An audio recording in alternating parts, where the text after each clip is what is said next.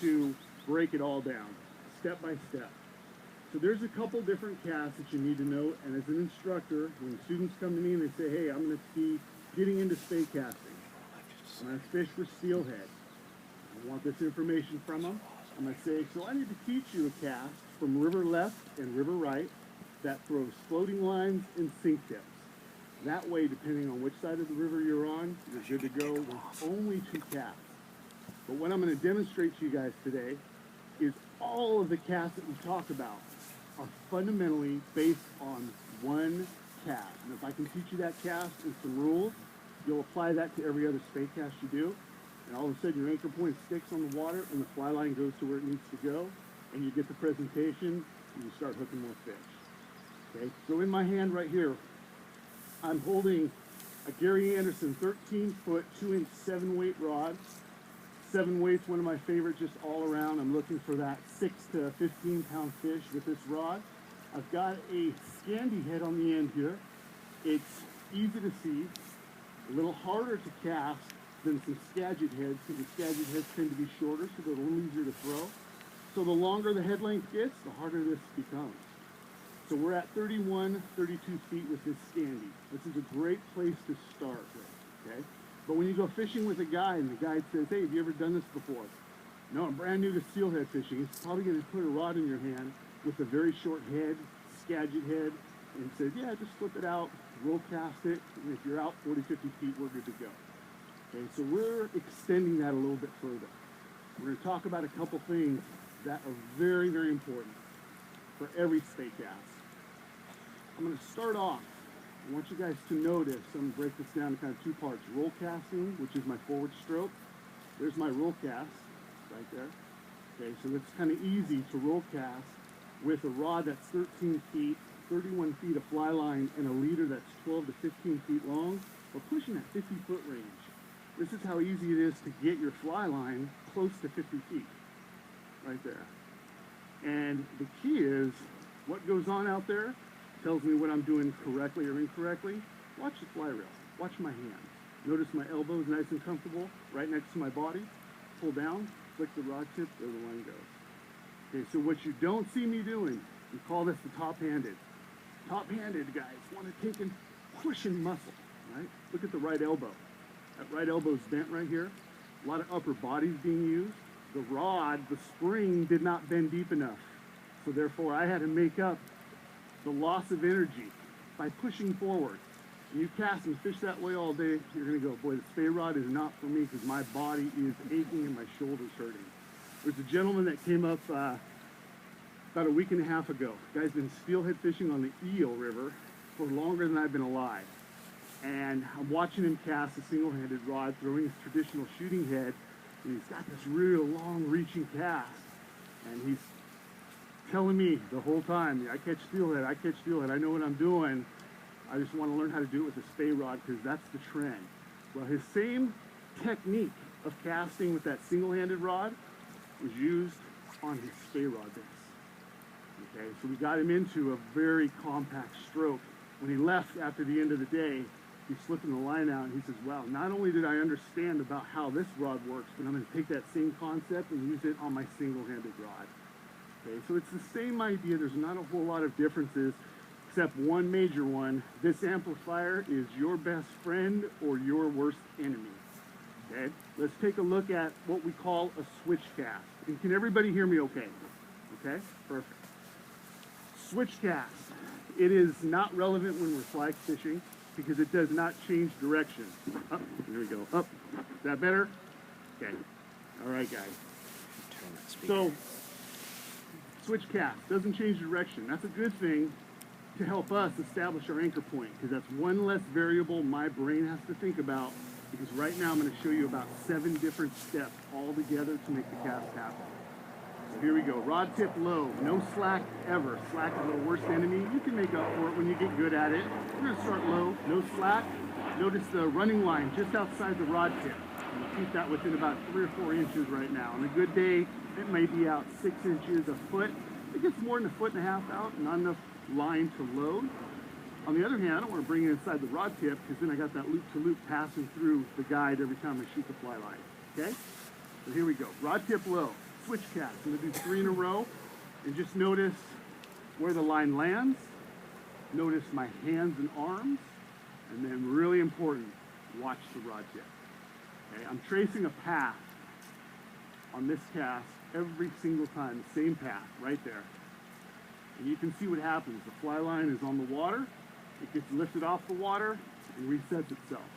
Where does it reset itself? Where does it land? That's really important. 1 rod length away, 90 degrees off to my side, just in front, right out here. That's where I want my anchor point to land. What's my anchor point? My entire leader and a certain amount of fly line. Okay, the longer the belly, the more line is going to be anchored on the water. When you're throwing a skagit head that's 20 feet, anchors maybe a foot of the skagit and your entire sink tip and your entire leader. Okay, so anchor points. We're going to be focusing on the last 3 feet of my fly line as I go through this entire presentation. Watch what happens, and if you watch it, you will help yourself become a much better spey caster. It's like watching your back cast when you're overhead casting. I get my students cast the back cast. I'm at 1 o'clock, Jeff, and I'm going to come forward. No, you're back at 3 and your fly line's in the water. Oh, let me look up at it. Same thing here. Rod tip low. Check the rod tip out. There's my first initial lift right there.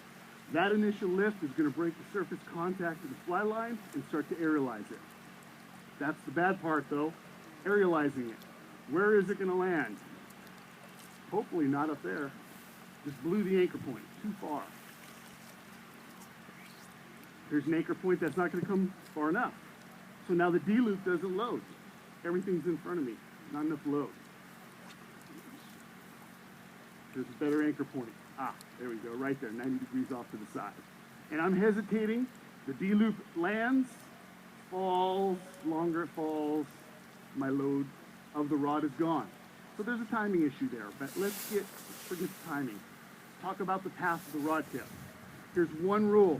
If you guys can keep this in your head after today, when you spey cast, I promise you, your anchor points will stick every single time on the water surface, which the reason why I stress this so much, 98% of my lessons that I teach, and I'm out there on the river weekly, year-round doing this, some days 7 days a week, the number one issue is, Jeff, just my cast doesn't feel right. Okay, let's watch these back casts. Let's watch my anchor point. Let's watch the D-loop. This is what tends to happen a lot of times.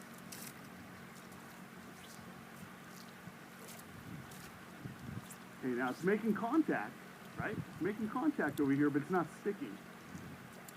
There it is, and it bounces and drops back again. That's not a good anchor point. So anytime I see my anchor point react that way when it lands in the water, I know the path of my rod tip was incorrectly tracing that line as it comes back. Here we are. Low rod, vertical lift. Next movement. I'm going to mark a 90-degree angle. We also know 90 degrees on the waters where the anchor point falls, but it's really important to understand 90 degrees tells me where the rod path lifts. We have an initial lift here to break the surface. Here's my flat back cast. Watch the rod tip not gain any elevation until right there, which is 90 degrees from my target. Then the rod tip can elevate. Or you can just go back flat. The rod tip, whether you like it or not, has a bend in it, and when you stop, the bend recovers and elevates on its own. So it's not so important to lift up and push up high. So we don't want to see your arms and shoulders do this unless you're right behind the trees and you have absolutely no back casting room. Here's my arms and shoulders pushing up real high.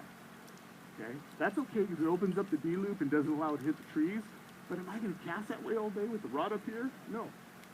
I've got a 13-foot rod. My arms and elbows can stay low to my side. So I can lift up the rod with that, what we call that pivot lift. There's my pivot lift. The rod's up, elbow's still low. Here's my back cast. Top hand pulls the rod back, right here, curves up. The curve up is at 90 degrees, right there. The curve up is not a diagonal line tracing with the rod. It is a transitional curve. And it could just transition and immediately stop, or transition up almost to a vertical, depending on what you want your D-loop to load. If I don't have a lot of lift, my D-loop's going to go back further, but it's going to form a V-wedge. That's how I get my distance. That's how I cast in the wind. That's how I cast fast. So here's a couple switch casts that are very quick. And notice over my right shoulder the D-loop, but most important, does the anchor point stick? Because when you start speeding things up, it doesn't want to stick. Fast cast. Anchor point's still in the same spot every time. So if you're having the issue of, man, my anchor point, Jeff, is kind of bouncing when it comes back into play, when it sits back here, it tips, it bounces, guess what you're doing with your rod tip? One thing only. You are not coming back flat enough. Your rod tip might be up at that position, and you might hold that rod tip flat. I'm marking 90 degrees with my right hand, because right there is where my rod tip should lift. From there back, it's flat. Here's what the rod tip does 90% of the time. Right before 90 degrees, the elevation starts. Okay, so in your mind, tell yourself 90 degrees is actually further back. We're going to error on that. Notice what happens. Too early of a lift, here's my anchor point. There's my lift, there's my anchor. You can see it tap, bounce, not good. And if it had enough power to it, it would bounce right off the water and go right into the trees behind me. Okay? But when we're casting, and during my lessons, I'll have guys go, okay, Jeff, tell me how this cast looks. Before you were working with my buddy, I think I got this forward stroke down. How's this look, Jeff? Watch this cast. Right? Like that one? Good, right? No anchor point, right? Exactly. We caught the trees. We just lost a $3 to $10 fly. Steelhead flies aren't cheap. So what we want to do is we want to focus on our back cast. We want that to stick every single time. So break it up. Don't work on your forward stroke. Don't think about what's happening forward. And your brain wants you to go, oh, look at the long cast we made. Look how tight the loop was, and look how far it went. Did the anchor ever stick first? That's most important. So we start with that vertical lift. Now, that vertical lift does not lift up to the right. You can see the difference there. And if I were to cast, aiming out here, here's my lift. Vertical, and then back flat, forward stroke. And I'm doing a switch cast, and I'm just doing it out in the current to give you guys behind me a good view of what vertical lift is. Here is not a vertical lift. There's not a vertical lift, and there goes my fly line. Okay? So we want a nice vertical lift first. Height of the lift, relative to how fast you want to cast. Higher lifts, the harder to keep the rod plane flat. But that's real good if I want a real slow cast, and I want to make that fly line right beside me because there's obstructions. But most of the time, I don't want to have to carry the rod vertically. I want to keep it out off to the side a little bit. This is nice because now the anchor point and D-loop are away from my body. I won't get hit, so you'll never hear me sweep the rod around the back of my head. That right there, if there's any wind, is going to hit me right in the head as it goes forward. Okay? Not only that, that term sweep, let's erase that from the terminology we use to describe the rod loading your back cast. It's not a sweep. Sweeps entail a curve, a sweeping curve. So now let's change direction because it becomes important to make the cast go out to where the fish are. I can't just cast here all day, but this is a great practice exercise. Okay, we're working on the anchor point. Our forward stroke, not a whole lot more than simply this. When the anchor lands, here's my position, the real shoulder height. Elbows aren't up high, everything's nice and low. My forward stroke is simply keeping the rod at this 1, 2 o'clock angle, pulling down. And right here, my left elbow, since you can't pull me any further, that's your engine. That's the time to hit it hard. Okay, one smooth motion is just a two-handed roll cast. Look where the rod tip stops. Nice and early, not high. Everybody says, boy, this rod tip stops so high. You think of that,